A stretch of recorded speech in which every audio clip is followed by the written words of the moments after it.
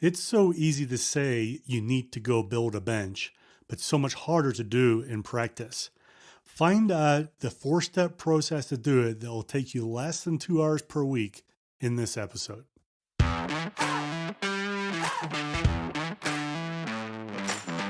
Welcome to the Bite Size Sales Podcast, where we believe that you don't need to take time out of the field or off the phones, stuck in a classroom, in order to get great sales and sales leadership training, and that taking bite-sized steps each day to get better at your craft is the best way to improve your results. I am your host, Andrew Monahan, and I'm using my 20 plus years in B2B sales to bring you simple, actionable ideas that you can use every day to help you get better. Before we get to the tip for today, this episode is sponsored by Sales Bluebird. Most of us don't have time to keep up with the latest sales ideas and all the blogs, podcasts, and news articles every week. Sales Bluebird curates content from all these sources and gives you 1 thought from me, 2 quotes from others, and 3 sales leadership ideas once a week in your email inbox for free. Sign up right now at salesbluebird.com. Welcome to episode 74 of the Bite Size Sales Podcast. And today's topic is all about building your bench. It's one of these things that we're often told as first line managers, oh, that's what you need to do. But then the guidance kind of stops there and we're left to figure it out on our own. And as you try and get going with doing it, you know it makes sense. Intuitively, you know it's what you should be doing. But as you get going, it becomes tough because there's no template to follow. It takes up time that's going to pay off way in the future. And there's always more important things to be done right now, or the priority is to get them done right now. So it often gets left by the wayside. So in this episode, what we're going to talk about is a 4-step process that's going to give you the guidance to get through a bench building process and consistently execute it over time. Importantly, there's 2 things. One is this is designed to enable you to do it in less than 2 hours per week, right? If you're doing more than that, you're probably not going to keep doing it, and you're probably doing it wrong as well. And the second thing is I'm going to, at the end of the episode, I'm going to offer you a completely free, ungated ebook to the PDF to download that gives you some of the detail behind this about how to go and execute. So if you're interested in what I'm going to talk about, then stay tuned at the end for that download. So 4-step process. The first one, and by the way, none of these steps are hugely revolutionary, right? It's all about just understanding the order to go through and figuring out how to execute them consistently over time. So first one is deciding what it is you need to have in a great rep. So when you're looking at any sort of hiring, you're always looking obviously for A players, you want B plus, A players, things like that, right? The beauty of doing a bench building process is it gives you the time and the insight into someone to really truly know whether someone's an A player or not. So you're going to know them over time and they're going to know you as well. So I think about 2 things in terms of the profile of the person. One is their values, and the second one are their traits. So the values are things that's hard to put a finger on, but traits are probably things that they go and do. So in the values, I would put obvious things such as integrity, desire to win, curiosity, things like that. Traits might be a prospector, someone who builds great relationships, someone who used to working through the channel, right? Things like that, right?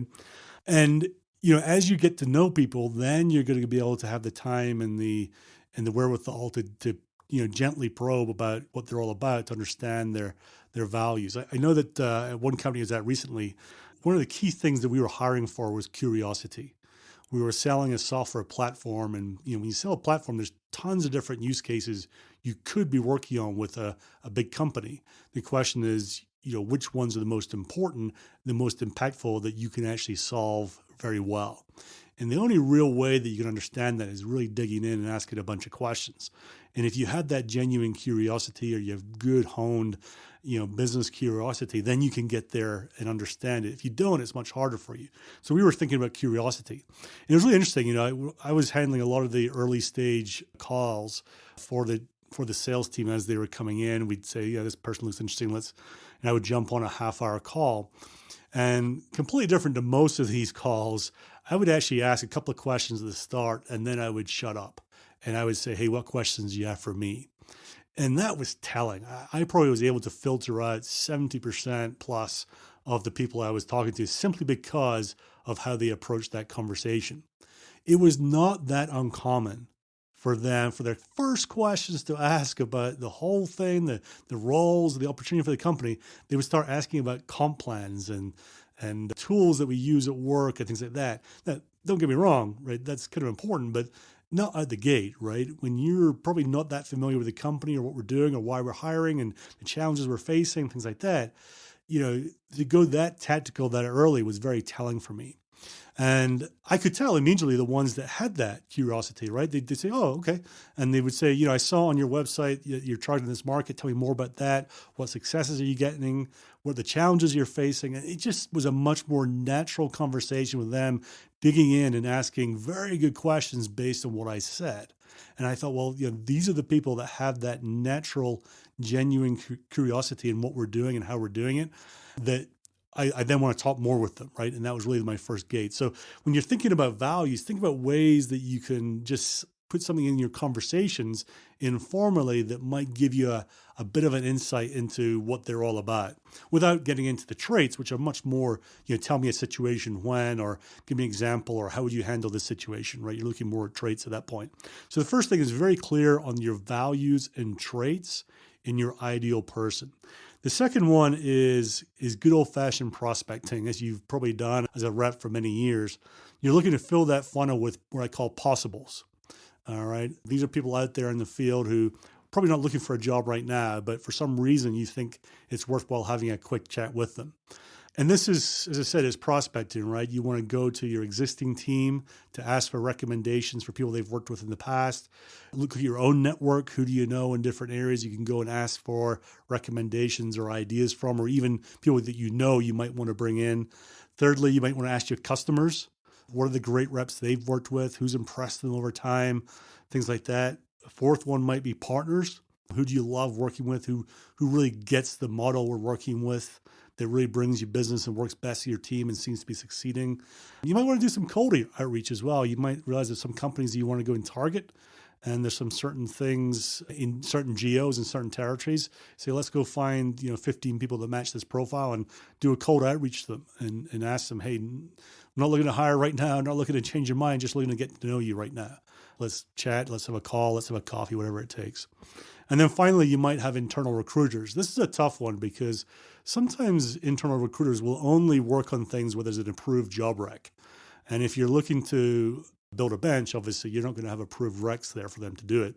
So you really need to have that recruiter who gets that the idea is that we really work on this over time and attract the best people we can over time, as opposed to settle for the best we can find right now with a open position.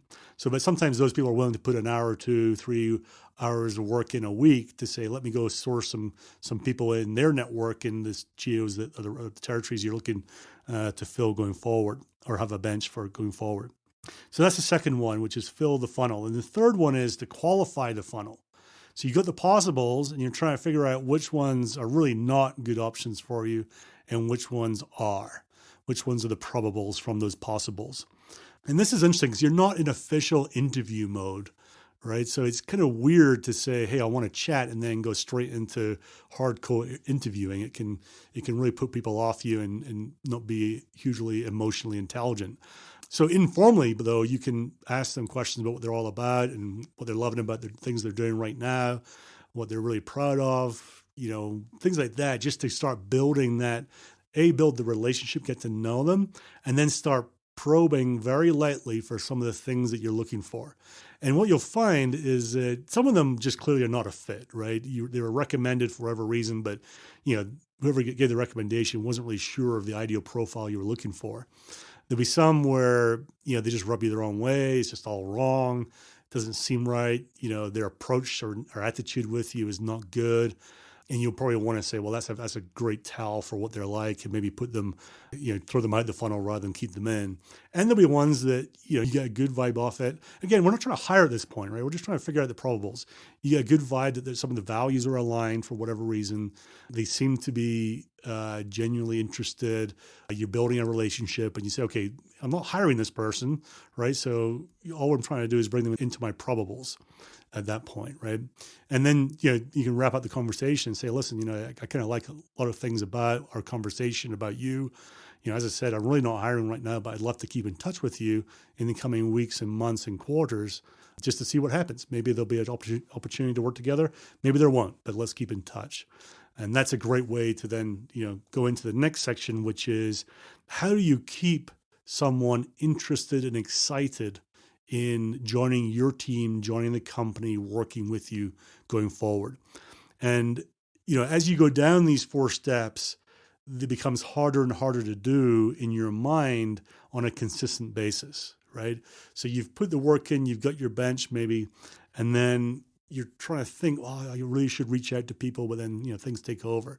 So this is where you have to time block things and figure out how can I keep in touch with these, maybe as many as 20, 30 people that are sitting on the virtual bench, right? Who you want to keep in touch with. How do you keep front and center for those people?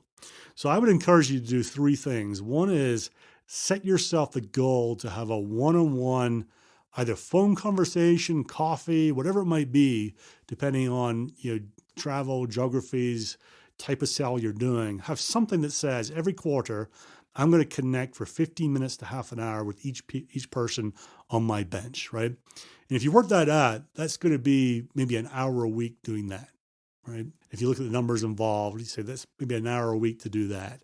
And you just have to be rigorous on doing it every week. You're trying to get some sort of connection with someone. The second thing you can do is every month send an email, you BCC all the people on your bench, and you say, hey, just want to give you an update on where we're at. We've had some great news. We've won some great wins. Whatever you can talk about that would build excitement. We've expanded the team due to demand from our customers. We had 3 big $1 million wins in the region that we're really excited about. These are Fortune 100 companies that are now on board. We grew the business quarter on quarter. Obviously there's things you can say and cannot say for confidentiality reasons. But what you can do is use these numbers to give an impression, a correct impression. Obviously you don't want to deceive, a correct impression about how you're building your team, growing the team, the excitement, the great talent that's coming on board, things like that, right? Because you want them to look at that and go, that's interesting. I last talked to him, the team was 6, now it's 8. He's talking about 3 big wins that are $1 million wins and Fortune 100s. Something that you're just keeping that excitement and that interest brewing. The third thing I would do is I would use LinkedIn in a similar fashion as you were doing with those emails, is what can you say and what can you do on LinkedIn that anyone, not just the ones on your bench, might look at you and what you're doing and say, there's someone that kind of intrigues me, I might want to work with going forward. And I'll give you 2 examples of people that I think have really done this well. One, an old friend of mine, Alfred Arias. Alfred, I've known for many years. He joined a company called Tanium 2 or 3 years ago, I think it is now. And he was the first person in to build out their inside sales team and their SDR team. And he was literally the first person in. The model at the time when he went there was, just big enterprise deals. And he came in to build out, the different type of sales motion going on, down market a little bit, but also with the SDRs as well. And what was interesting was, when Alfred started off, it was just him, and then he hired 1 or 2 people. And if you ever have the time, maybe you don't, but if you will go back in his timeline in LinkedIn, you'll see over time that the team was 2, and then a month later it was 4, and then 3 months later it was 7, and then it's 12. And, over the last few years, it's just built up and built up. And he's done a really good job of doing posts that feed that excitement, but also show pictures of people, right? It's the team getting bigger each time, and also them socializing, right? So he's building this culture in that team of a team that's tight, they're working hard, they're growing, they're socializing, they're having fun, And that, if you saw that and you liked that, that's the sort of person that he's probably trying to attract into the team. So, Alfred's done a great job with that. I know Alfred. Another person I do not know, but I've just recently been seeing some of her posts, is Amy Slater, who works at Palo Alto Networks. And if you look at her posts over the past 2 or 3 months, you can see someone who obviously, teamwork and working with their team and meeting with their team and bonding with their team is super important. But then she goes and volunteers as well outside of work, and she talks to other groups. I saw one recently. She was, I think, at UC Berkeley, talking to a bunch of people about sales there and things like that. Really fascinating, right? And if you look at what she's doing, she's saying, this is what we're working on. And we met last week and for a QBR over here. And then you see the group and she talks about, the passion behind it, things like that. And I don't know, maybe all she's doing is just trying to portray, really how she's feeling. And maybe it's very, very natural, but it's a great example of someone, if I'm looking in from the outside and I'm kind of interested or intrigued, I'm going, well, that's an interesting person to work for there, right there, right? She seems to be attracting a great group of people. They talk highly of her.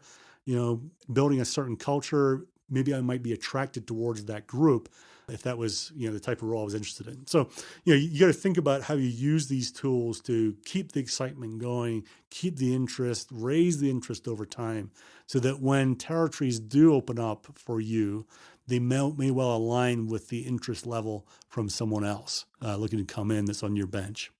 So takeaways from this is, this needs to be consistent. Building bench activities die if you try and do too much too soon and you realize it's dominating your schedule, and then you'll drop it. And the key is to block out time every week to do this. My recommendation is you can do everything I've talked about, doing it in less than 2 hours per week. And if you only work the 40 hours in a standard work week, that's only 5% of your time. So that's not a huge amount. And my final action for you is I've actually got a resource for you to look at. It's completely free. It's ungated. I'm not asking for emails, just to look at the main content. And to get to that, you go to unstoppable.do/BYB. And that's for Build Your Bench, BYB. So unstoppable.do/BYB. And in there will be a lot more detail about the activities we talked about, how to go about doing them, things like that. And then there's other resources you can access where I do ask for an email to get there, but you can get going without the extras if you want to. So I'd encourage you to take that next step. Building your bench will significantly impact your ability to execute over time.